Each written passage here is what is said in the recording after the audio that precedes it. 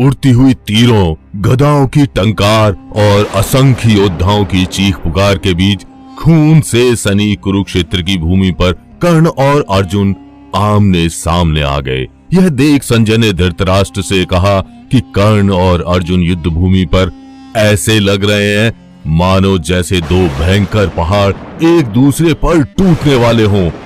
दोनों की आंखें शत्रुता में लाल थी, मन में विजय की कामना थी और उंगलियां बाण छोड़ने को बेचैन थी। आसपास के योद्धाओं और महारथियों ने पहले ही भांप लिया था कि कुछ ही देर में यहाँ भयंकर प्रलय आने वाला है।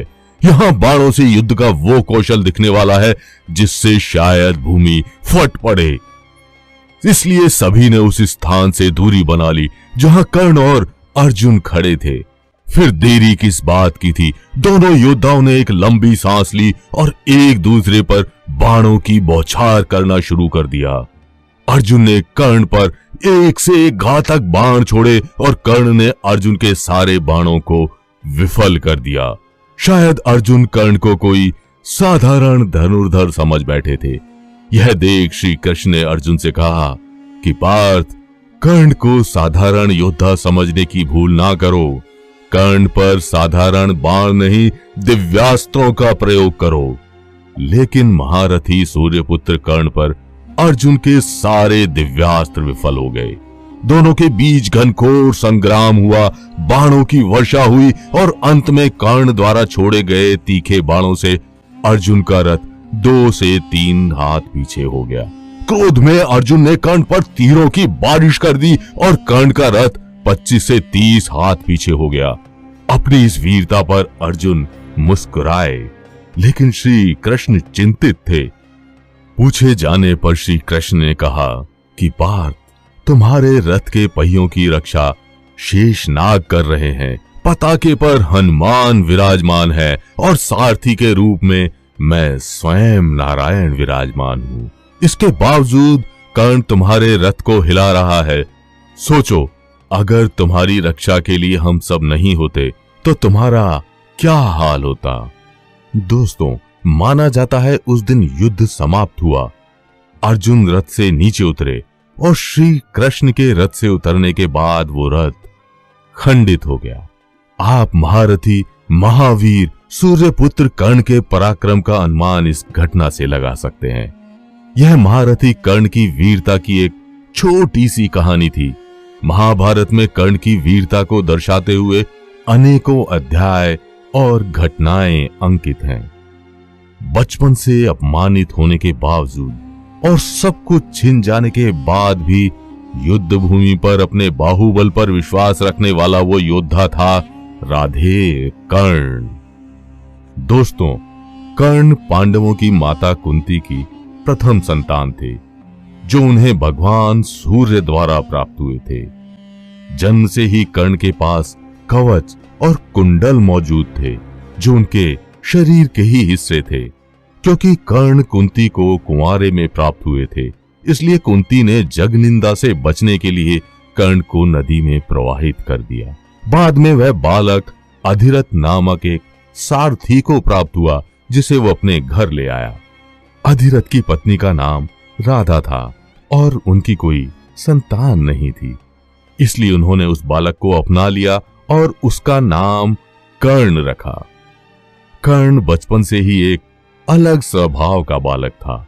अधिरथ उसे अपनी तरह सारथी बनाना चाहते थे, लेकिन नसों में क्षत्रिय खून लिए राधे कर्ण तो कुछ और ही चाहता था। कर्ण का तीरंदाजी में बड़ा मन लगता था और वो किसी श्रेष्ठ गुरु से धनुर्विद्या सीखना चाहता था। लेकिन उस समय के सभी गुरु किसी न किसी राजवंश से जुड़े होते थे, अतः वे सिर्फ राजपुत्रों को ही धनुष विद्या सिखाते थे।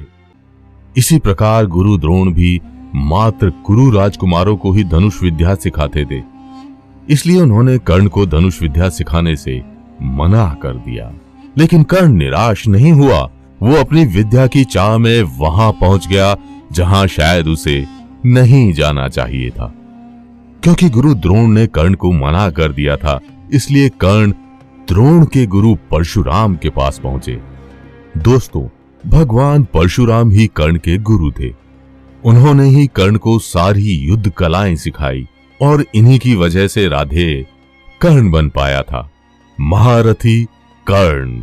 लेकिन दोस्तों, दुर्भाग्य ने यहां भी कर्ण का साथ नहीं छोड़ा, क्योंकि कर्ण ने छल से विद्या प्राप्त की थी। इसलिए उनको परशुराम का यह श्राप लगा था कि जब उनको इस विद्या की सबसे ज्यादा जरूरत होगी तब वे इसे भूल जाएंगे। युद्ध क्षेत्र में कर्ण के रथ का पहिया धरती में धंस जाएगा। दोस्तों, अपने गुरु से इस प्रकार के श्राप को लेकर कर्ण गुरु आश्रम से निकले जरूर, लेकिन वो निराश बिल्कुल भी नहीं थे। शाप का बोझ होते हुए भी उन्होंने अर्जुन को कड़ी चुनौती दी और दुर्योधन की मित्रता पाकर अंग देश के राजा बन गए।